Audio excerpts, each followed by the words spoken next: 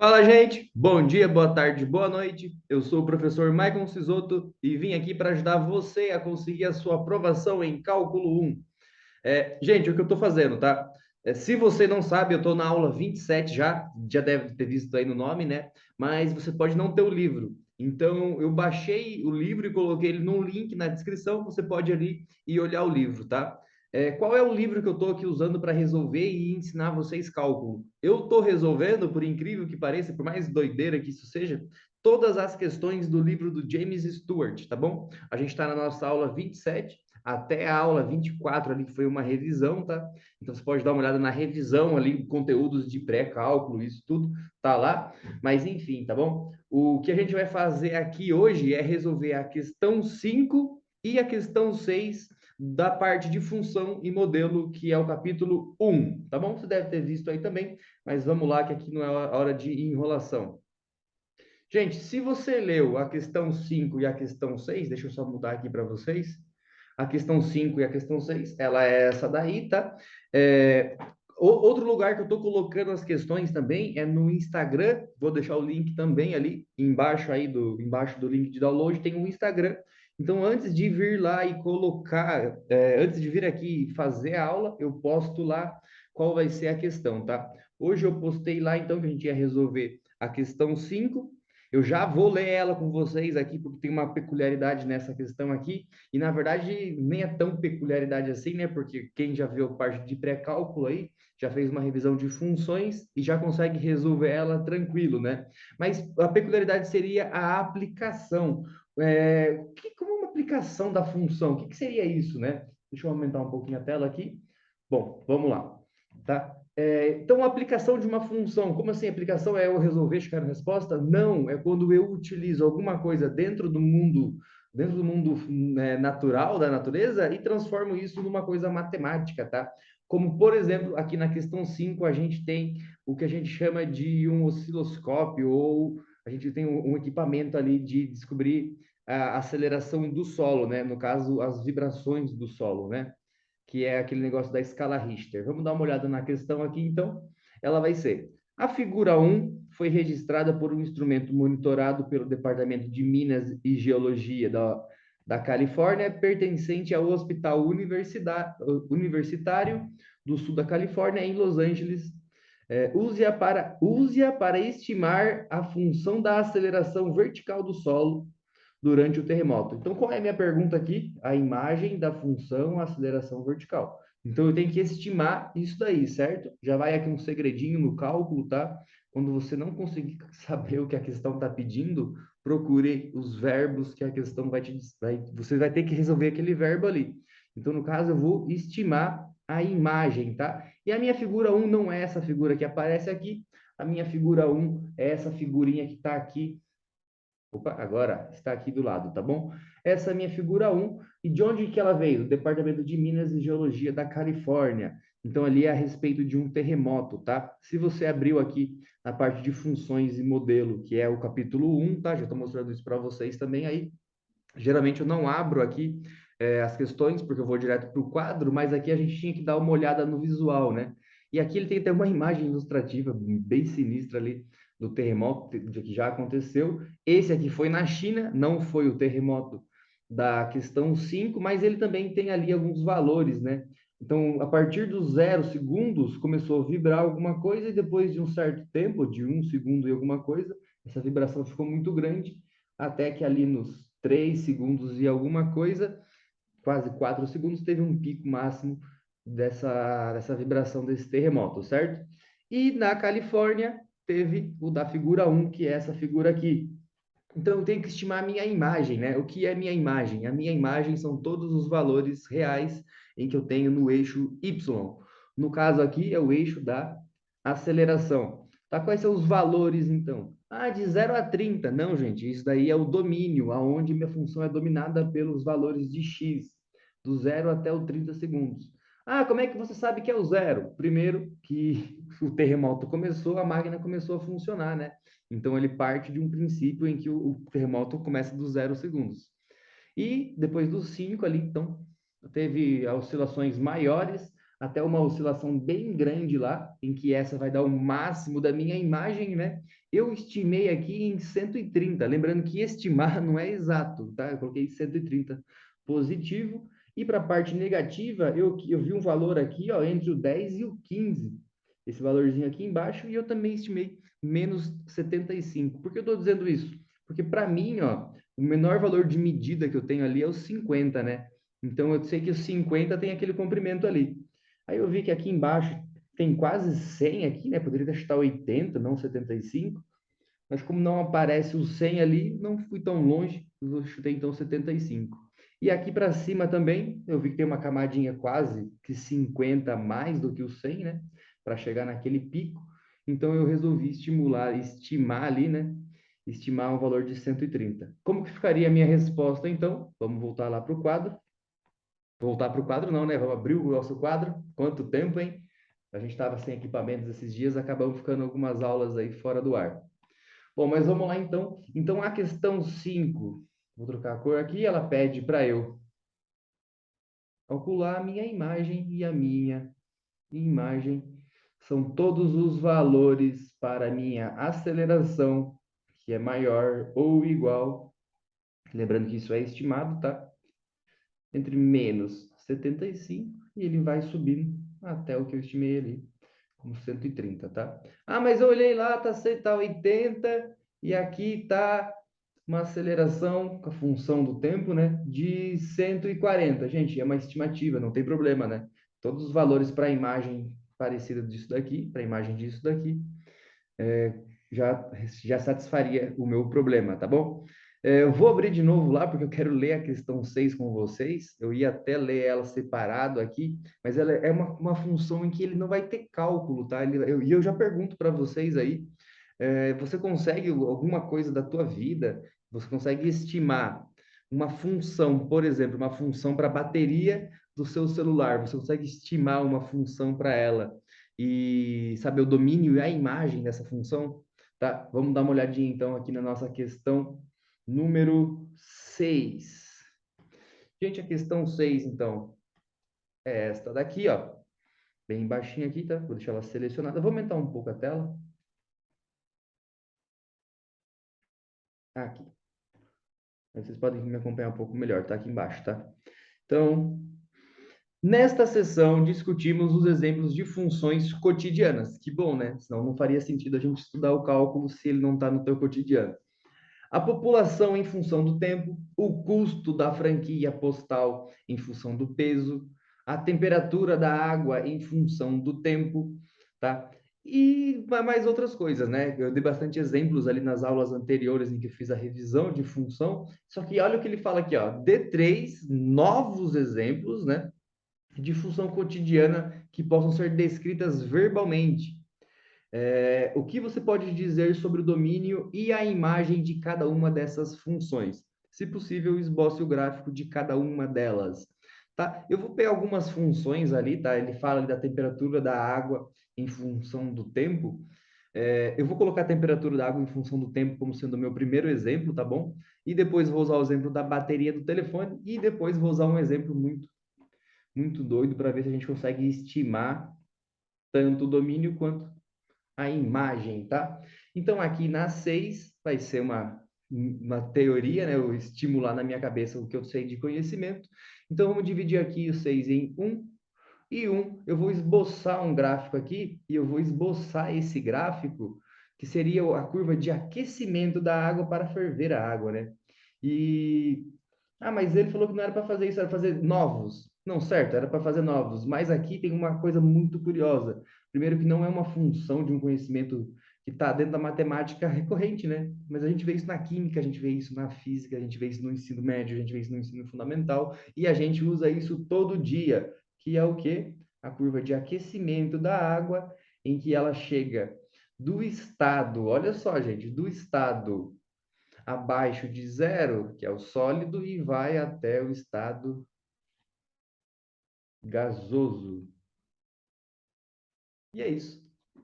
Não, mas você não colocou o resto. Se eu colocasse aqui que ela que ela fica um tempo na horizontal, né? E a gente sabe que se esse gráfico for temperatura em função do tempo, aqui seria os 100 graus Celsius, certo? Mas como ele para ali naquele patamar ali mesmo, né? Eu vou dizer então que o domínio da minha imagem aqui, o domínio, são todos os valores de T, de 0 até um T de ebulição, né? Vou colocar um TE, ou de 0 até um TG. O que seria esse meu TG? É a temperatura em que ela não é mais água. Então, meu domínio seria quem? Meu domínio seria toda essa região aqui, anterior, ó. Então, de 0 até um tempo em que ele começa a virar gás. Certo? Aí eu posso considerar, então, que o meu domínio ou até TE ou até TG, aí tanto faz do jeito que você quer avaliar a função, mas eu não vou avaliar até o TG, por quê? Porque acima disso a gente está tendo uma quebra molecular, né? Então, o único momento em que se tem água, água mesmo, é de 0 até TE, então eu tenho um tempo aqui que vai dizer qual é o meu domínio, que ele vai partir, então, de 0 tempo, 0 segundos, a partir do momento em que a água começou a aquecer, até o tempo em que ela começa a ter a quebra molecular. Então, tempo, então, de ebulição, e depois na ebulição ali, eu não considerei meu domínio.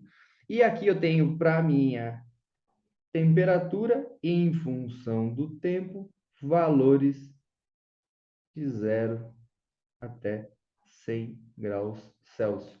Lembrando que se eu mudar a minha escala aqui de temperatura, né? Uma escala, por exemplo, de Kelvin ou Fahrenheit, aí eu teria que rever o valor do meu domínio, perdão, eu tenho que rever o valor da minha imagem, né? O domínio vai acabar sendo o mesmo ali. Outro exemplo. Comentei ali para vocês a respeito da temperatura, não, gente, a respeito da carga de bateria do seu telefone. Tá, então, eu vou montar o gráfico de novo. E agora, nesse gráfico, a gente vai ver o quê? Que o domínio ele pode ter uma coisa bem parecida com o da água aqui, né? Ou seja, ele parte de um valor e ele vai até valores, e ele vai até valores aonde o tempo é o tempo máximo, ou seja, gastou toda a carga. E depois disso ele não tem mais, né? Ele não acontece para valores maiores do que isso. Aqui, por exemplo, o meu tempo de ebulição, eu posso aumentar ele desde que eu coloque, por exemplo, maior quantidade de água ou colocar ali um fluxo de calor menor, mas aqui na nossa bateria também, né? Então, nossa bateria ela vai caindo, vai caindo, vai caindo, vai caindo e chega um ponto que ela é 0. Ah, mas por que você não colocou ela tendendo ao 0? Colocou direto aqui e nesse ponto aqui, eu vou até colocar um ponto vazio, né? Porque o nosso telefone ele tem uma função de desligar antes, né? Porque tem algumas funções mínimas ali. Então vamos supor que ele desligue com 1%, pode ser? 1% fica bom, né? 1%. Com 1% de bateria. Então, ou seja, a minha bateria, que vai ser a minha imagem, então a minha imagem vai ser a minha bateria, tá? E ela vai de quanto? Ela vai de 100% até 0. Ah, mas você falou que não é 0%? É. Eu coloquei aqui um domínio de 0 até o meu tempo máximo, só que nesse tempo máximo ele desliga a 1%. Vamos considerar isso, né? Então isso modifica quem? Modifica a minha imagem. Então eu tenho aqui um tempo, um tempo entre 0 e o T máximo, ou seja, aquele tempo máximo que você vai usar a bateria de qualquer forma e não vai ter como, né? Mesmo, às vezes até sem usar o telefone, ela desliga. E eu tenho a minha bateria em função do tempo. Nesse caso, não usei nenhum símbolo, usei a própria bateria para representar ali, não tem problema, desde que eu saiba que a minha unidade ali é cargas, né? Ou no caso, a porcentagem que eu tenho de bateria, que vai então para valores acima de 1% até 100%. Então, são os valores que eu assumo aqui no eixo, tá? Ah, porque você não fez o contrário? Claro, se eu fizesse o contrário, eu ia ter só que inverter os meus sinais de maior e menor. Tá bom? Aí ele pediu para eu dar 3 exemplos, né? Eu dei o exemplo 1 e o exemplo 2. Eu vou dar um exemplo meio doido agora aqui, deixa eu fazer uma limpeza, que é o exemplo de fabricação de carvão, tá? Eu não sei se vocês sabem disso, o livro ele não colocou o terremoto à toa ali, né? Ele colocou funções e modelos e a imagem de um terremoto, então tinha um motivo ali, do mesmo jeito que tem um motivo de eu estar colocando aqui o carvão. Por que eu estou falando sobre o carvão? Porque eu trabalho, quando eu não estou aqui ou não estou na escola, eu trabalho também numa carvoaria. Eu gosto de ir lá e ver como é que funciona o trabalho de fazer a madeira virar carvão, tá? Como que a madeira vira carvão? Para a madeira virar carvão, você tem uma certa quantidade de madeira, certo? Mas vamos considerar aqui a produção, então. Essa quantidade de madeira, vamos colocar isso como sendo em volume. Então, o meu volume vai ser em metros cúbicos. E aqui eu tenho um tempo para produzir o carvão. Eu estou colocando isso porque são informações que eu acho que vocês não sabem, tá? E eu vou colocar isso aqui em dias. Ah, por que não em segundos? Por causa que demora dias para fazer o carvão, tá? E a gente tem aqui, ó, o que que é esse volume aqui? É a quantidade de madeira que cabe ali dentro, né? Então eu tenho ali um certo volume, que é a quantidade de madeira. Vamos colocar um forno médio aqui, vou colocar 10 metros cúbicos, certo? E esses 10 metros cúbicos, eles vão se tornar carvão em 5 dias. Tá? Mas o que que você está fazendo? Por que que você está baixando ali? É porque o processo de fabricação de carvão é exatamente isso daí, tá? Eu vou tirar aqui, então, 70%, na verdade é um pouco mais, tá? 80% não do metro cúbico, tá? Mas do volume dele mesmo, ele vai ficar mais xoxo, menos denso ali, por 30% aqui. Então, vou deixar 3 metros cúbicos, que é o que você acaba saindo ali em quantidade de água, né? Ou seja, no final você vai ter uma produção de metros cúbicos de carvão, que varia aqui, então, nesses 7 metros cúbicos, tá? E isso aqui, então, vai ser o meu domínio. O que que vai ser a minha imagem, né? Então, aqui a minha função, a madeira vai diminuindo, chega nesse ponto aqui, ela virou carvão, e como que eu sei a quantidade de carvão? Eu vejo, então, a minha imagem, ou seja, a cada 10 metros cúbicos ali, a gente tira 7 metros cúbicos, 10 metros cúbicos de madeira, a gente tira 7 metros cúbicos de carvão, né? E para saber, então, a minha imagem, vou fazer o contrário aqui, a minha imagem vai ser a função do volume, com ele tendo valores entre 3 e 10, tá?